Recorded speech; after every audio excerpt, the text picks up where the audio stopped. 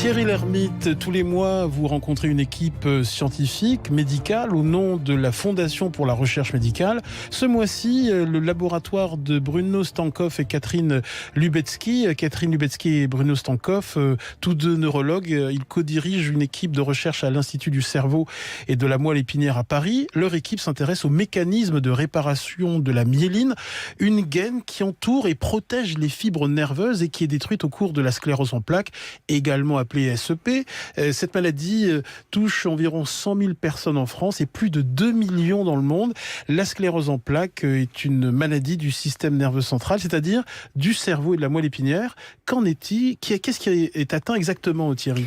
C'est une maladie inflammatoire et auto-immune, parce que le système immunitaire du patient s'attaque à ses propres constituants, et ici c'est la myéline. La myéline, ça entoure les fibres nerveuses, et ça permet d'accélérer la transmission de l'information. Et quand une gaine de myéline est endommagée, le signal électrique peut être jusqu'à 50 fois plus lent.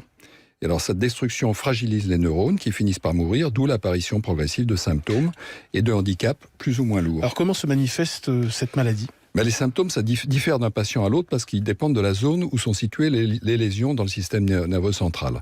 Chez la plupart des patients, la maladie se développe par poussée, de durée et d'intensité diverses, de quelques années à quelques dizaines d'années, et puis ensuite par une évolution progressive continue. Et chez 15% des patients, l'évolution est continue dès le départ.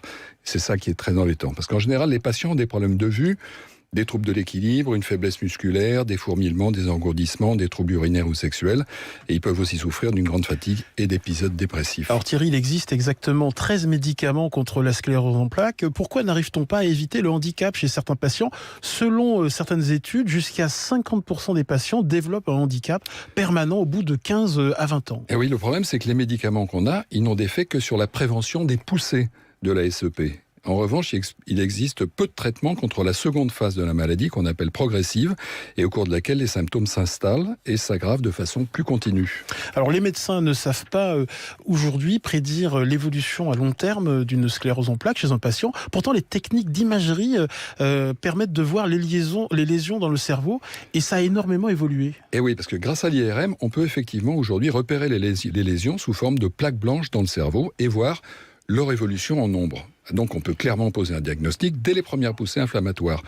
Mais le problème, c'est que cette maladie est extrêmement mystérieuse et pleine de paradoxes. Par exemple, les 5 premières années, la gravité des symptômes est essentiellement en lien avec le nombre de plaques dans le cerveau. Mais ensuite, le nombre de plaques n'est plus corrélé aux symptômes. Alors Catherine Lubetzky et Bruno Stankoff ont émis l'hypothèse qu'au bout de quelques années, ce n'est plus le nombre de plaques qui compte, mais le contenu des plaques qu'ont-ils déjà découvert ? Alors pour étudier le contenu des plaques, ils ont développé des techniques d'imagerie innovantes et ils ont montré que plus l'activité inflammatoire dans les plaques était importante, plus l'évolution vers le handicap était rapide. Et ils ont également analysé la capacité d'un sujet à remyéliniser les lésions, à les réparer. Et ils se sont aperçus que le handicap était évidemment moins lourd quand la réparation de la myéline était bonne. Alors, c'est à cette remyélinisation dans une zone du cerveau, peu étudiée jusqu'ici dans la maladie, que s'intéresse Maxime Guillaume. Il est neurologue dans cette équipe actuellement financée par la Fondation pour la recherche médicale. Oui, alors dans le cerveau, on appelle substance blanche l'intérieur, qui est principalement constituée de fibres nerveuses, les axones, qui sont entourés de l'organe de myéline. Et la substance grise, la matière grise, comme on dit, c'est le cortex, c'est la couche externe du cerveau, dans laquelle on trouve surtout le corps des neurones, et c'est pas très épais, ça fait 3 à 5 mm. Mais en fait, la substance grise contient également des axones, et la remyélinisation naturelle y est plus active. Alors, pour étudier les lésions finement, généralement, on utilise le PET scan, c'est-à-dire la tomographie à émission de positons. Mais c'est plus cher et c'est plutôt rare à trouver. L'IRM, elle, est moins chère et disponible partout. Alors, Maxime Guillaume utilise donc une technique IRM particulière pour quantifier la remyélinisation du cortex chez les patients. Alors l'objectif, c'est de déterminer des profils de remyélinisation dans la substance grise et de les corréler avec les différents stades d'évolution de la maladie.